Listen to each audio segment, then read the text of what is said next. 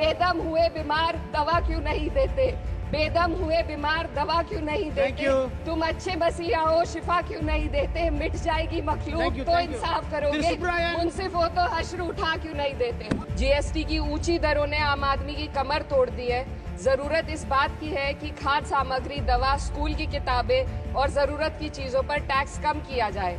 बेटी बचाओ बेटी पढ़ाओ का बजट घटा दिया गया, जिससे साफ है कि ये सिर्फ नारेबाजी थी और कुछ नहीं। आज मैं यूनियन बजट 25-26 पर अपनी बात रखने के लिए खड़ी हूँ। भारत के संविधान के आर्टिकल 38 भारत को एक वेलफेयर स्टेट के तौर पर पेश करता है और सरकार की जिम्मेदारी है कि बजट और उससे जुड़ी वेलफेयर स्कीम्स के जरिए इन आर्टिकल्स को हकीकत में लाया जाए। इसलिए यूनियन बजट सिर्फ एक आंकड़ों की किताब नहीं, बल्कि सरकार की प्राथमिकता और वेलफेयर स्टेट के संविधान से जुड़ी वफादारी का आईना है। सरकार की जिम्मेदारी है कि इकोनॉमिक पॉलिसीज, जिनमें बजट भी शामिल है, ऐसी बनाए जाए जो गैर बराबरी को कम कर सके और सबसे ज्यादा गरीब वर्ग को सहारा दे। बजट वो लाइफलाइन है जिससे शिक्षा, स्वास्थ्य, पेयजल, social security, SC, ST, minority, गरीबों की भलाई के लिए स्कीमें चलाई जाती है। मगर ये बजट को देखकर महसूस होता है कि ये भविष्य के निर्माण से ज्यादा हेडलाइन बटोरने का एक दस्तावेज है। इससे सबसे ज्यादा प्रभावित होने वाली वही लोग पीछे छूट रहे हैं जिन्हें सरकार के सहारे की सबसे ज्यादा जरूरत थी। वो किसान जो बढ़ती लागत से परेशान हैं, वो नौजवान जो बेरोजगारी का सामना कर रहे हैं और वो औरतें जो निजामती रुकावटों से जूझ रही हैं और वो गरीब जो महंगाई के बोझ के तले दबे हुए हैं। This government is proudly marketing the income tax exemption of 12 lakhs. But the question is, how many Indians even earn that much to benefit from it?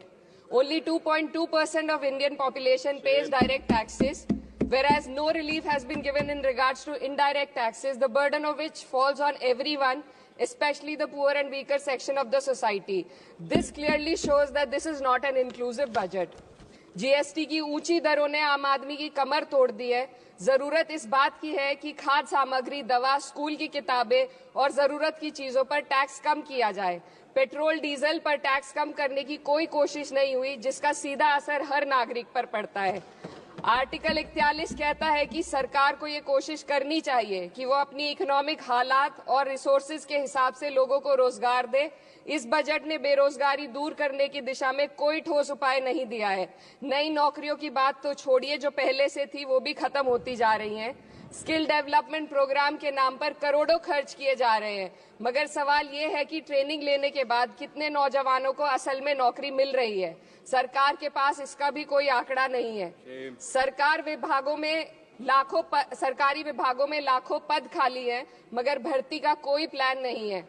Article 45, जिसके द्वारा सरकार की जिम्मेदारी है कि हर बच्चे को 6 साल की उम्र तक फ्री और जरूरी तालीम मिले ताकि उनका बुनियादी तालीमी डेवलपमेंट सही से हो सके, जिसको संसद ने शिक्षा का अधिकार अधिनियम बनाकर और भी मजबूती दी थी, परंतु इसकी जमीनी हालत क्या है वो किसी से छुपी नहीं है। नगरीय क्षेत्रों में सरकारी स्कूलों में शिक्षक न होने की वजह से स्कूल बंद हो रहे हैं तथा दूरस्थ ग्रामीण क्षेत्र के स्कूलों में टीचर ही नहीं पहुंच पा रहे हैं। सरकार कह रही है कि डिजिटल इंडिया और AI से तालीम का इंतजाम होगा, मगर जरा जमीन पर देखिए, उत्तर प्रदेश में सिर्फ 22% सरकारी स्कूलों में कंप्यूटर है। मेरे संसदीय क्षेत्र कैराना में कई सरकारी स्कूल शिक्षक न होने की वजह से बंद हैं और मदरसा एजुकेशन के बजट में 57% की कटौती कर दी गई है। क्या यही सबका साथ सबका विकास है? इसी तर्ज पर अस्पताल हैं जहां पर डॉक्टर नहीं है। आर्टिकल 47 अच्छी सेहत और जिंदगी के स्टैंडर्ड को बेहतर बनाने की आवश्यकता पर जोर देता है। राज्य की जिम्मेदारी है कि लोगों की सेहत और उनके वेलबींग को बेहतर करने के लिए जरूरी कदम उठाए, लेकिन हकीकत यह है कि इस बजट का सिर्फ 2% ही आम जनता तक पहुंच पाता है।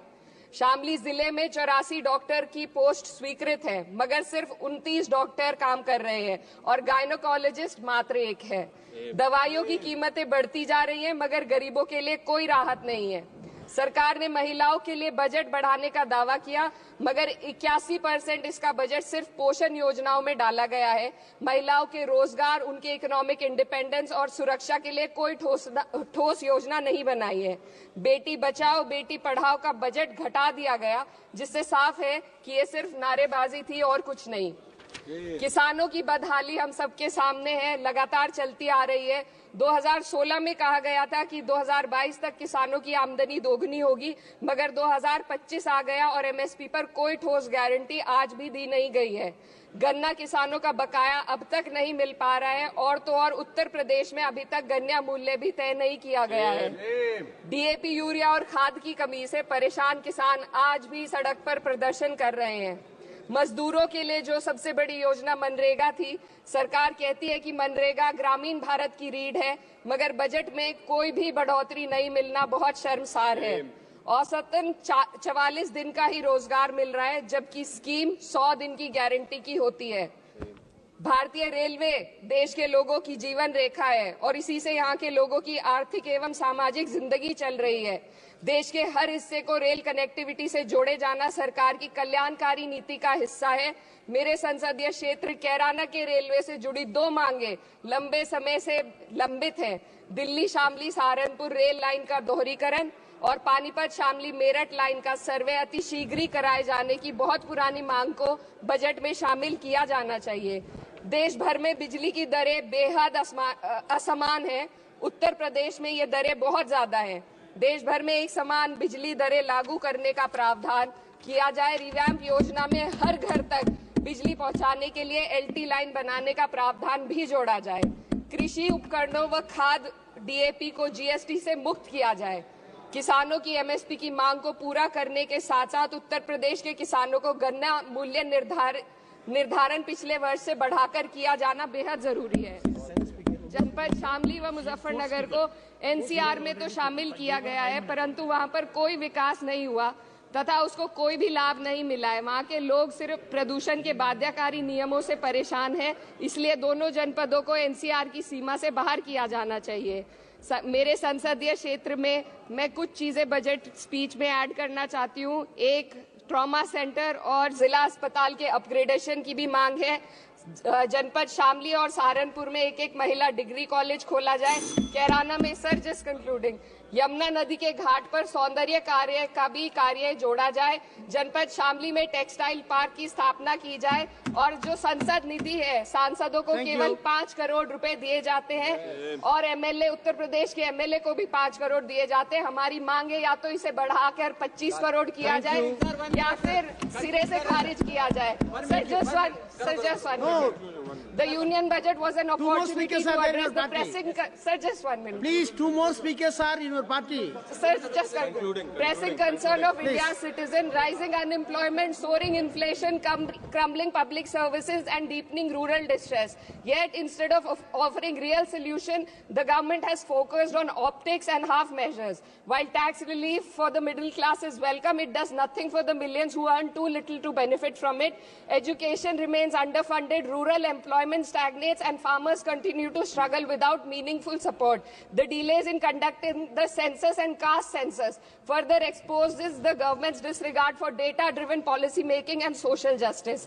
India needs a budget that prioritizes its people, not just its economic headlines, a budget that invests in human capital, strengthens social security, and ensures dignity and stability for all. But what we have instead is another missed opportunity, one that fails the poor, the youth, the farmers, and the women of this country. Budget प्रस्ताव पर अपने विरोध को मैं 2 पंक्तियों में आपके सामने रखना चाहूंगी। बेदम हुए बीमार दवा क्यों नहीं देते? बेदम हुए बीमार दवा क्यों नहीं देते? तुम अच्छे मसीहा हो, शिफा क्यों नहीं देते? मिट जाएगी मखलूक तो इंसाफ करोगे, मुंसिफ हो तो हश्र उठा क्यों नहीं देते?